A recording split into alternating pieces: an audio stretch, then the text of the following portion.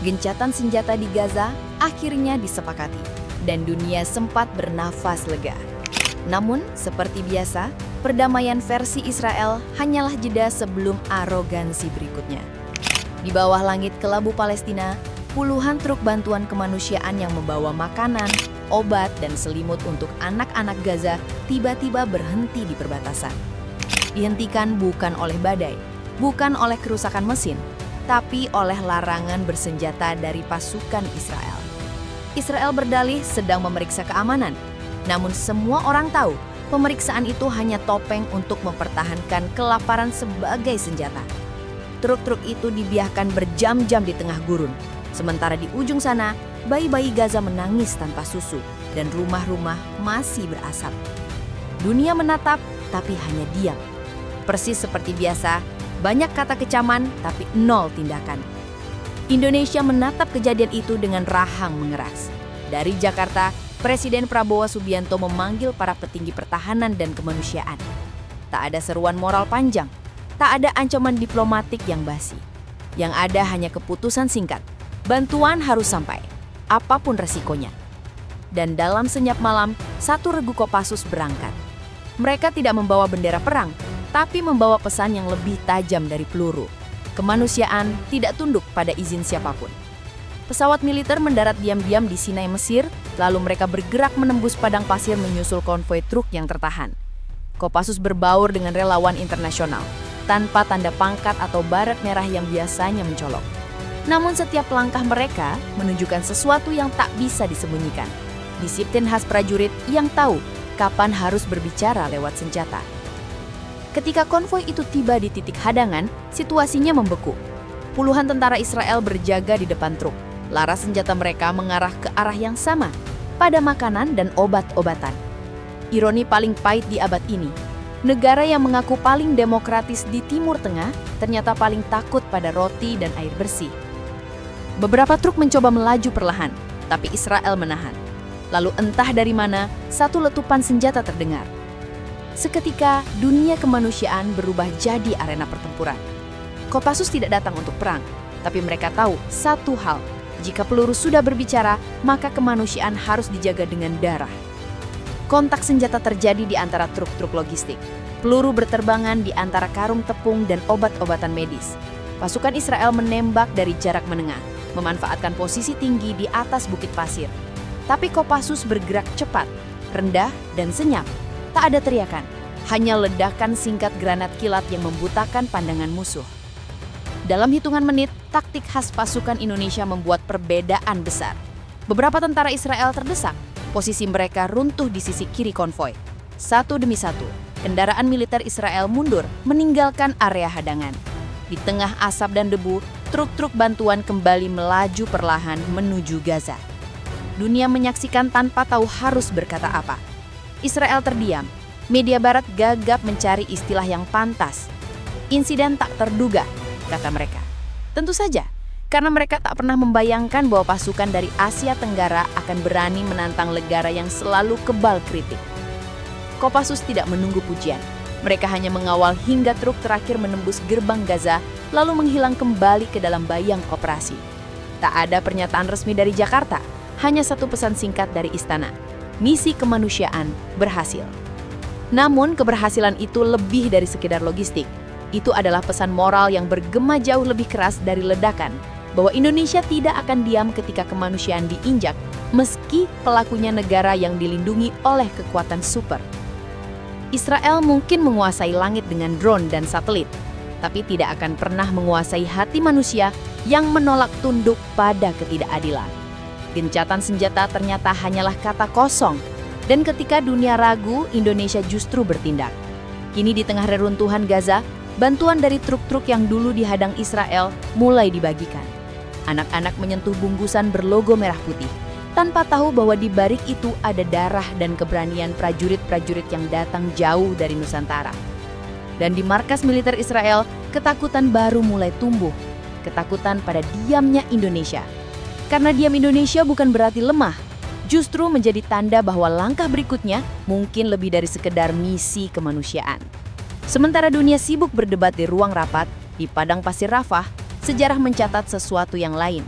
bahwa satuan kecil yang bernama Kopassus pernah membuat pasukan Israel mundur, bukan karena jumlah, tapi karena keyakinan. Keyakinan bahwa kemanusiaan tidak kampung dihadang dengan senjata. Dan sekali Indonesia sudah turun tangan, tidak ada lagi tempat bagi arogansi untuk bersembunyi. Kabar itu menyebar lebih cepat dari kecepatan peluru. Dalam waktu kurang dari 2 jam setelah konvoi bantuan menembus Gaza, kantor berita internasional mulai memuat laporan aneh. Pasukan tak dikenal bentrok dengan militer Israel di perbatasan Rafah.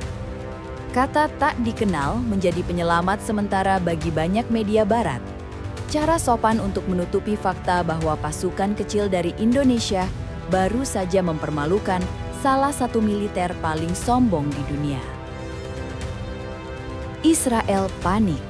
Markas militernya di Tel Aviv mendadak gempar. Satelit mereka memutar ulang rekaman pertempuran itu berkali-kali, mencoba mencari identitas musuh yang begitu rapi, begitu terlatih, dan bergerak tanpa bendera. Namun yang mereka temukan hanyalah satu petunjuk kecil. Pita merah di pergelangan tangan seorang prajurit yang sempat terekam kamera termal. Simbol keberanian yang tak bisa diterjemahkan dalam bahasa mereka. Keesokan harinya, Israel mengumumkan akan melakukan operasi keamanan tambahan di sepanjang perbatasan Gaza Mesir. Dunia tahu artinya, balas dendam. Mereka mengerahkan tank, drone, dan satuan infanteri dengan dalih mencari kelompok bersenjata asing. Namun yang mereka hadapi bukan bayangan, melainkan sunyi.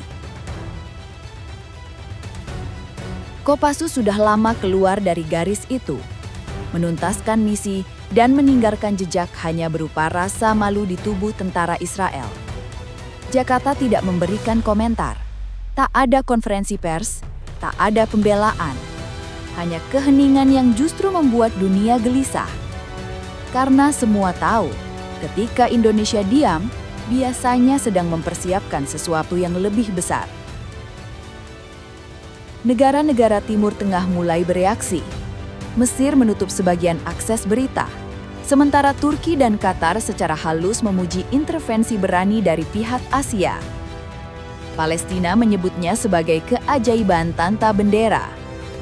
Di sisi lain, Washington memanggil Duta Besar Indonesia untuk klarifikasi, sebuah ritual diplomatik yang sudah bisa ditebak. Tapi klarifikasi apa yang bisa diberikan jika yang mereka lawan adalah nurani bangsa? Sementara itu, di lapangan, Israel mencoba memulihkan citra dengan menggandeng media besar. Mereka menuduh ada infiltrasi asing yang membahayakan stabilitas kawasan. Namun publik dunia sudah melihat video-video yang bocor. Truk bantuan melaju melewati asap, prajurit Israel mundur terbirit-birit, dan seorang pria berseragam hitam menjaga dari jauhan. Tenang, tanpa panik, tanpa kata. Narasi Israel runtuh oleh fakta. Kemarahan di tubuh militer Israel berubah menjadi rasa takut. Mereka tahu bahwa jika pasukan seperti itu bisa masuk begitu dalam tanpa terdeteksi, berarti ada kekuatan yang mereka tidak pahami. Beberapa analis militer di Barat mulai menyebut insiden ini sebagai The Silent March, langkah senyap dari Timur yang menghantam kesombongan Barat. Namun cerita belum berakhir. Dalam beberapa hari, Israel melancarkan serangan udara terbatas di wilayah perbatasan, menargetkan pos bantuan dan gudang logistik. Mereka ingin memberi pesan, tidak ada yang boleh menyentuh wilayah operasi mereka. Tapi seperti biasa, bom yang jatuh tidak mengenai musuh, melainkan warga sipil. Dunia kembali menyaksikan ironi lama. Negara yang selalu bicara tentang keamanan, tapi justru paling banyak menebar kehancuran. Indonesia tidak merespon dengan ancaman. Tak ada konvoi kapal perang, tak ada penyataan heroik. Yang dilakukan hanyalah satu langkah dingin dan tenang. Pengiriman kembali bantuan kemanusiaan dengan pengawalan lebih besar dan lebih siap. Tanpa bicara banyak, dunia kembali menatap. menunggu apakah Israel cukup berani mengulangi kebodohannya 2 kali. Namun sampai hari ini, konvoi kedua itu tak pernah disentuh. Pasukan Israel memilih diam. Mungkin mereka mulai mengerti bahwa melawan tentara yang berperang demi politik itu mudah, tapi melawan prajurit yang berperang demi nurani adalah hal yang mustahil.